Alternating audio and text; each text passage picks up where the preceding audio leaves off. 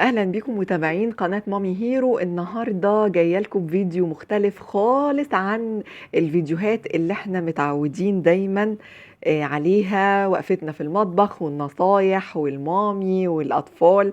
النهاردة عديت من مكان حلو جدا جدا، كنت عاوزة اتفرج على شقق دار مصر. كانوا قايلين عليها حلوة جدا ومنزلين الاعلان بتاعها، فحبيت اروح بنفسي. وطبعا ما كنتش عايزة احرمكم كمان من الجولة الجميلة دي.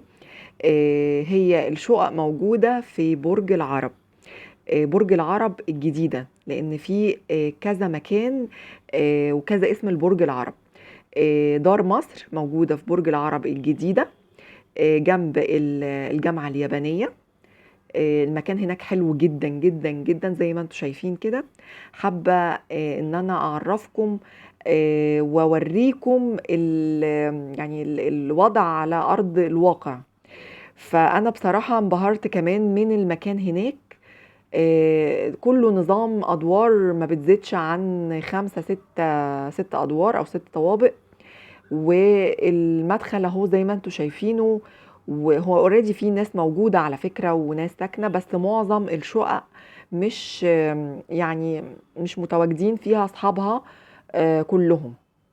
ولكن دي انا شايفة ان في الفترة الجاية ان شاء الله المكان ده هيتطور وهيبقى ليه يعني وضع تاني وجو تاني خالص غير اللي احنا شايفينه دلوقتي. يعني نديله ماكسيموم مثلا 10 سنين كمان، الموضوع هيتغير خالص.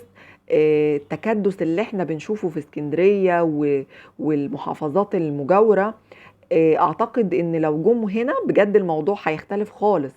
لان دار مصر دي دار مصر على فكرة القديمة الأقدم، دي كانت قبل اللي احنا شفناها أول مرة.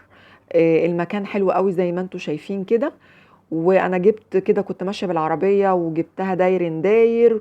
وعايزة اقول لكم فعلا المنطقة جميلة جدا جدا للسكن، فيها كل الخدمات اللي ممكن تتخيلوها، ما فيهاش حاجة ناقصة بصراحة. كل حاجة، أسواق وكل حاجة ومدارس، كل حاجة.